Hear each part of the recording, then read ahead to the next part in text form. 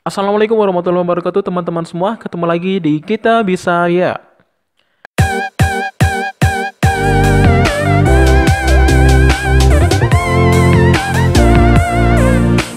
Baik teman-teman semua, gimana kabarnya hari ini? Sehat ya, alhamdulillah. Dan sebelumnya saya ucapkan minal aidin wal faidin. Mohon maaf lahir dan batin untuk yang merayakan ya. Selamat Hari Raya Idul Fitri 1441 Hijriah yang masih dalam suasana corona intinya ya. Tapi semoga aja kita tetap dalam lindungan Allah Subhanahu wa taala. Kali ini kita akan membahas tentang soal SKB CPNS dan juga APPG. Sebenarnya apa ya? Hampir sama soalnya untuk PPG karena saya juga ambilnya juga dari situ. Dan untuk soal SKB ini saya sesuaikan dari FR ya. Jadi pembahasannya yang kali ini FR-nya adalah tentang bahasa Indonesia untuk kompetensi profesional dengan bahasan tema, topik dan juga gagasan utama. Nah, oleh karena itu buat teman-teman yang belum klik tombol subscribe, silahkan klik tombol subscribe-nya terlebih dahulu dan juga jangan lupa untuk klik tombol loncengnya. Dan juga jangan lupa nanti pengaturannya ya seperti ini harus diatur dulu supaya nanti nggak ada komplain masalah blur atau gimana gitu ya. Silahkan lihat tutorialnya dulu.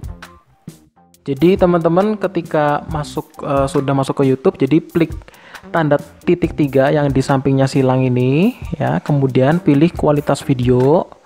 Nah, setelah masuk ke kualitas video nanti akan muncul 144, 240, 360, 480 dan 720. Nah, silakan teman-teman pilih yang 360, 480 atau 720 supaya bisa kelihatan jelas ya.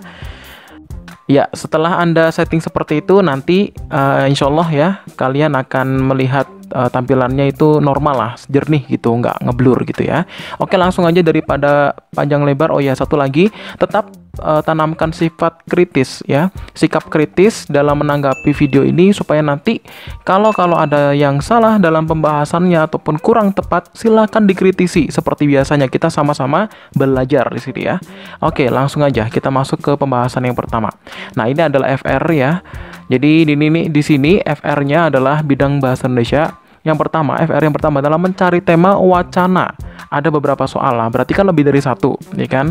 Oleh karena itu saya membahas tentang tema di sini ya. Untuk parafrase dan berikutnya nanti akan di part selanjutnya ya, karena ini pembahasannya panjang. Oleh karena itu kita langsung masuk lagi ke pembahasannya. Nah, gini ya. Tema, topik dan juga gagasan utama. Nah, di sini, ini sebenarnya antara tema, topik, dan juga gagasan utama itu memiliki sedikit persamaan. Ya, ingat, sedikit persamaan tetapi tidak sama persis.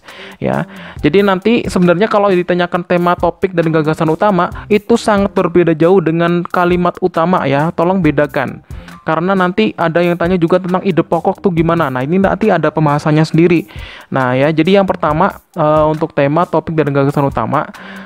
Topik utama merupakan subjek utama bacaan. Tentang apa bacaan tersebut, ingat ya, apa. Karena nih tanyanya tentang apa, berarti nanti kita harus jeli dalam melihat teks tersebut. Nah, topik atau tema dalam sebuah teks atau paragraf adalah subjek ya dari tulisan yang bisa berupa yang pertama inti isi tulisan, berarti secara keseluruhan ya, inti isi tulisan, atau juga yang bisa dibuat sebagai judul tulisan tersebut.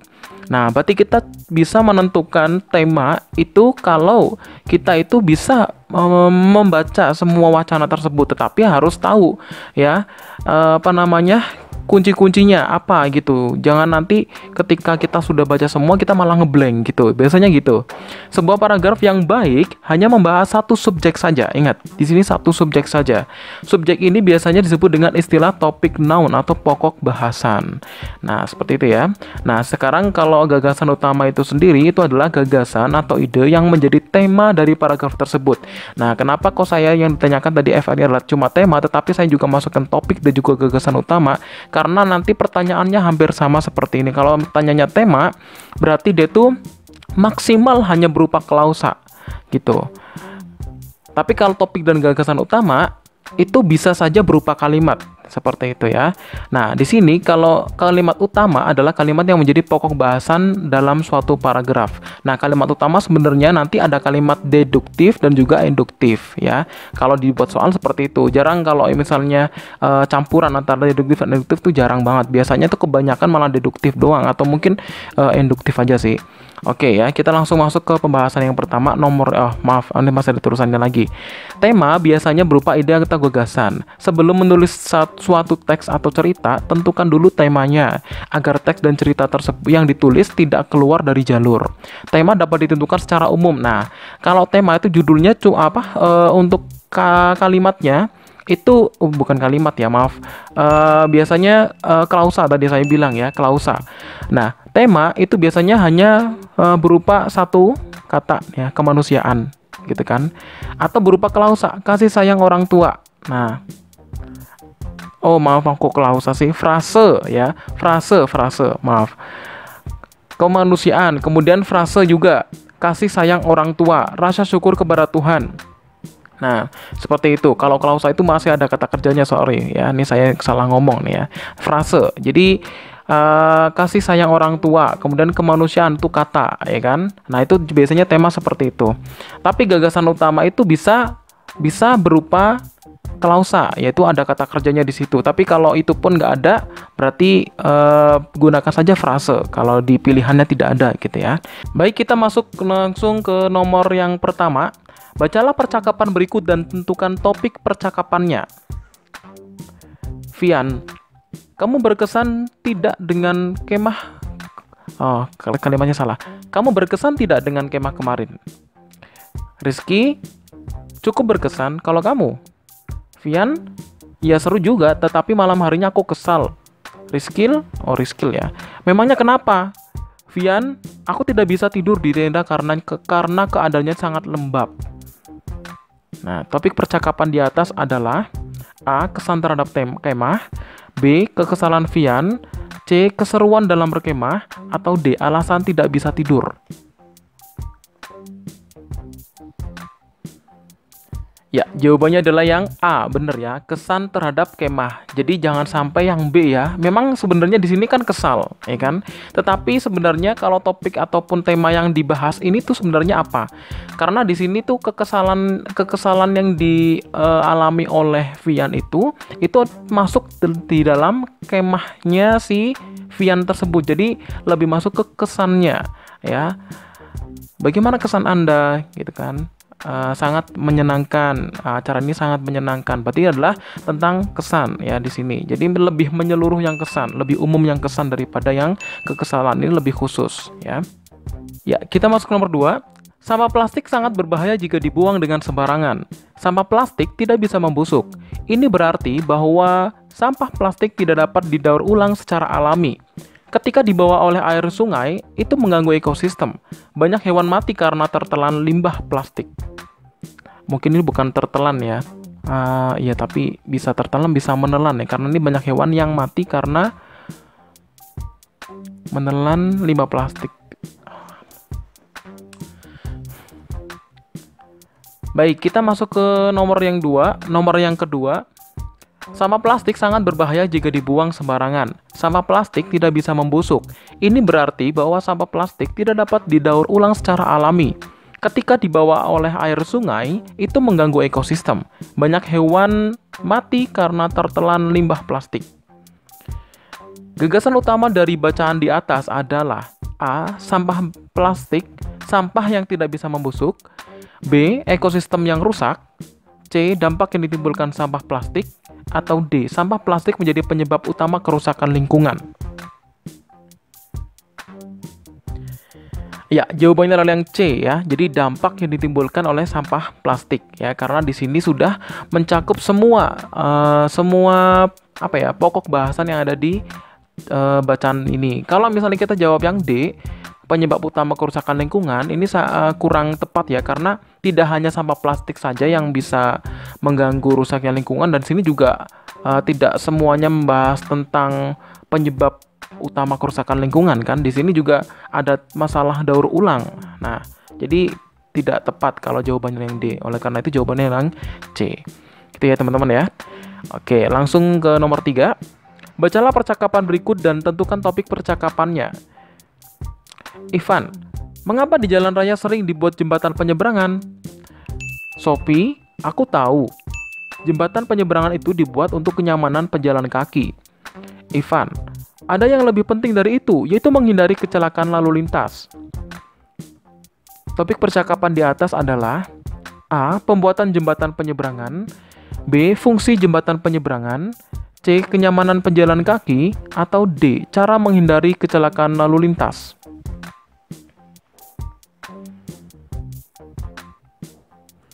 Ya, jawabannya adalah fungsi jembatan penyeberangan ya. Jadi karena di sini itu adalah lebih fokus ke fungsinya ya, bukan ke cara menghindari kecelakaan lalu lintas. Kalau cara menghindari kecelakaan lalu lintas itu berarti lebih beberapa ada step-stepnya seperti itu. Tapi di sini tidak ada step-stepnya ya kan.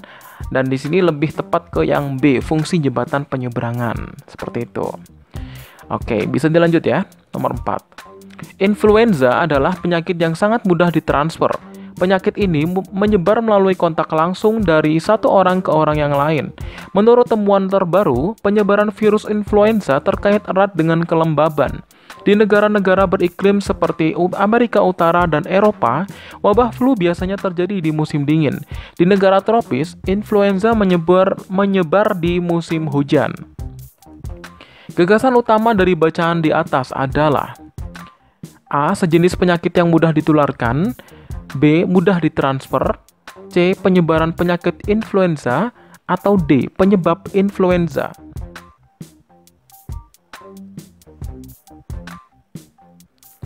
Ya, jawabannya adalah yang C ya, bener banget. Karena ini berkaitan dengan penyebaran penyakit influenza ya. Ini sudah jelas, nggak perlu dijelasin lagi ya. Udah paham. Oke, nomor 5. Pendidikan karakter yang diterapkan ke sekolah tidak diajarkan dalam mata pelajaran khusus. Namun, pendidikan karakter yang diintensifkan dan diberi pertimbangan khusus dalam praktek pendidikan nasional berlangsung melalui pembelajaran sehari-hari yang sudah terjadi di sekolah.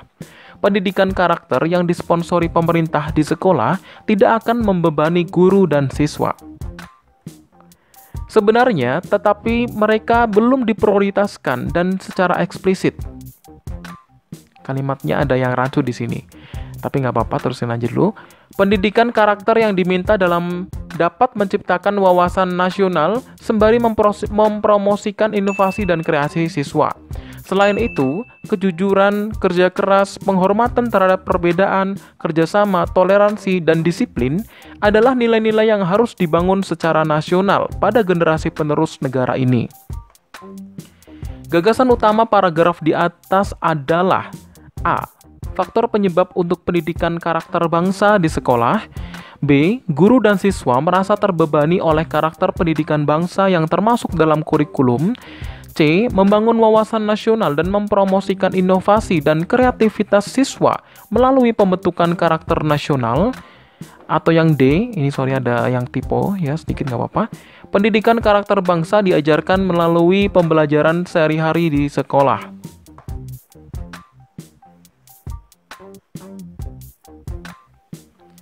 Ya, jawabannya adalah yang C ya, membangun wawasan nasional dan mempromosikan inovasi dan kreativitas siswa melalui pembentukan karakter nasional ya.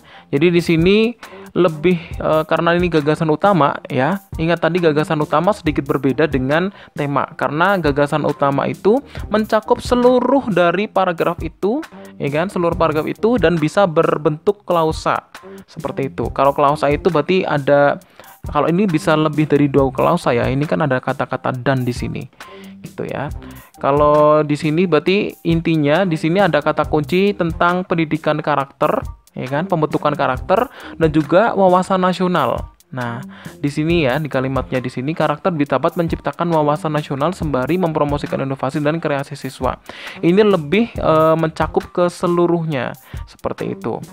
Kalau misalnya yang ini, kalau saya rasa itu hanya berkaitan bukan faktor penyebab di sini kan yang kita bahas bukan faktor penyebab.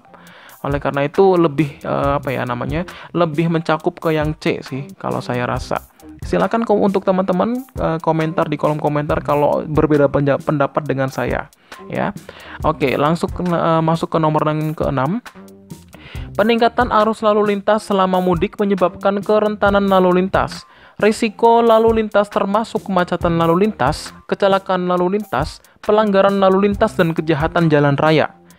Kerentanannya adalah bahwa wilayah Jawa Tengah adalah wilayah Trans Jawa yang merupakan wilayah transit untuk perjalanan dari barat dan timur. Selain itu, wilayah Jawa Tengah juga merupakan titik kelelahan bagi pengemudi yang bepergian di Jawa. Topik yang dibahas pada paragraf di atas adalah A. Penyebab lalu lintas yang terjadi saat Anda pulang. B. Mengingatkannya tentang arus lalu lintas ketika ia pulang ke rumah dengan demikian menyebabkan situasi lalu lintas. Kemudian yang C. Arus mudik yang terjadi setiap tahun menyebabkan kemacetan lalu lintas. Atau yang D. Kecelakaan lalu lintas adalah salah satu lubang keamanan yang disebabkan oleh kemacetan lalu lintas.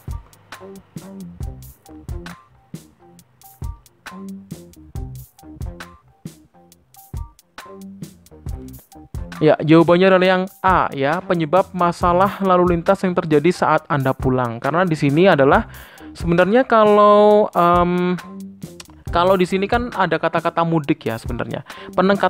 Peningkatan arus lalu lintas selama mudik menyebabkan kerentanan lalu lintas. Nah, cuma di sini ini lebih ke resiko yang terjadi.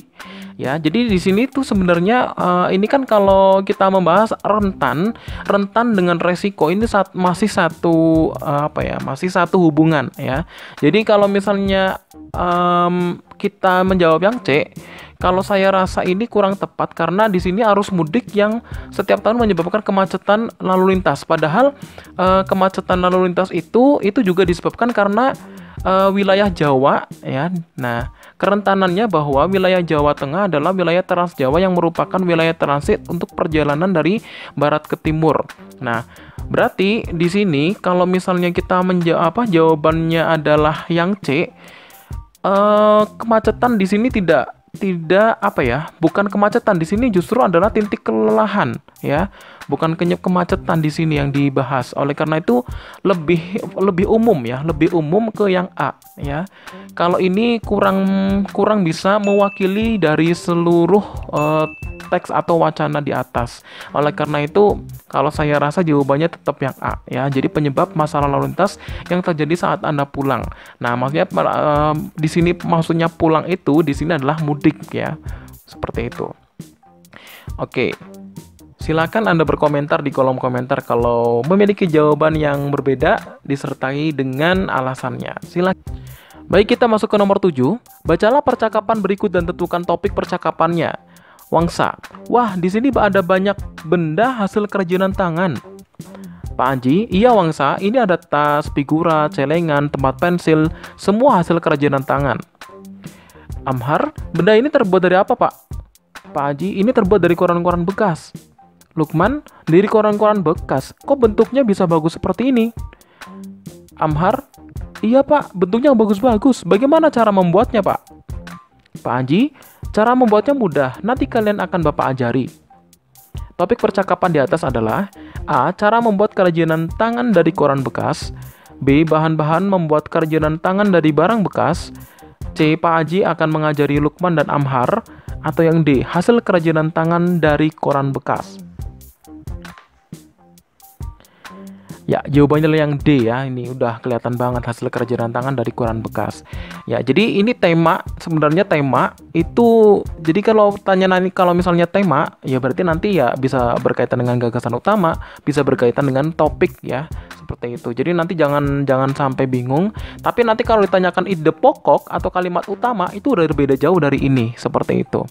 Oke, teman-teman ya. Ini mungkin cukup sekian dulu untuk part 1-nya, nanti dilanjut untuk part 2-nya. Tunggu aja untuk video selanjutnya. Terima kasih yang telah bergabung dalam video ini. Jangan lupa untuk klik tombol subscribe, juga klik tombol loncengnya. Dan juga jangan lupa untuk komen ya.